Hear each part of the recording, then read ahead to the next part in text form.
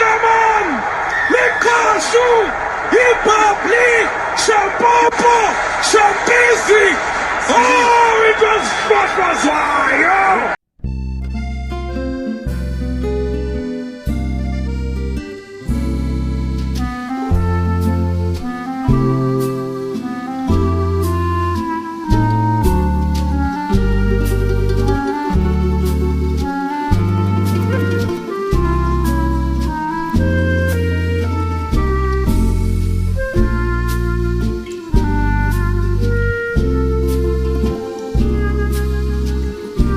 Turning to France. Now, here's a question. Did South Africa break France in the quarterfinal of the Rugby World Cup this year or last year? Because France are going backwards. Their discipline is shot to shit. Every week they are conceding yellows and reds. This is not something that I saw going through the World Cup, but it's creeped into the Six Nations. So were Italy that good enough to take them down to the wire like that? Or are France just that bad or just that disjointed at the moment without their talisman, their superhero playing at 9 for them? Because it seems like they are a ship that has no leadership and are playing extremely poorly at the moment. So yeah, good to sort of find out. I mean, to be honest, I don't see any positives for France out of that game at all. I believe that will only do even more damage to their reputation moving forward. So it would be good to hear what other guys think about that. You saw the game, Andrew. Did you see any positives at all? I did. So their scrum was very good. In the first half, their attack was really good.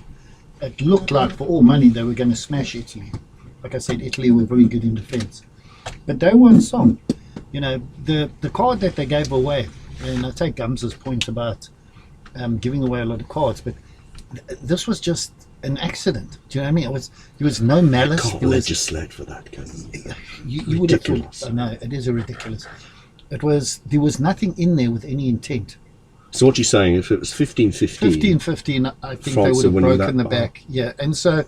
You know, the outcome of the game is based on that is a massive factor, especially in the fact that France haven't been playing or aren't in the form that they were in the World Cup. We know that. Apparently, there's big issues within the coaching, disjointed. I believe, listening to the rumours, that there's going to be a bit of a swing of the axe. Well, we spoke about them losing their forwards coach and their scrum coach a few weeks ago, and I think we both agreed it's not too fundamental, but I know they've also lost their manager, Ibanez. So that's quite a... I don't know why these coaches have gone. I mean, France seem to be going in the right direction. They're only a few points away from getting to a semi-final and possibly winning the World Cup. The margins was paper thin. Yeah. So I don't know why there's been so many changes, but that's surely a factor, along with the Springboks, the disappointment with the Springboks result. DuPont not going, the red card again. They got the red card against Ireland, didn't they? So maybe it's just so many little factors that are building up. It is, but if you look at those players, I mean, class is permanent, form is temporary. I just think if you get somebody good to steer the ship, they'll come good again. There's questions about the personality of the coach. Heard it many times. Well, he's a straight shooter, isn't he? Yeah, but apparently very much so. A bit like a Sean Edwards without and you can't have two of them like that. Just the team manager was the buffer, so they need to have a look at what's going on. Have a look after the Six Nations. I think they need to have a chat with the senior leadership in the French team and get their input into why they think this is happening, because that team is too good to carry on like this. Yeah, and it's not as if they're the old France, because the old France, the cliche was one game they'd be absolutely appalling and lose to someone like Italy, but the next game they look like superstars.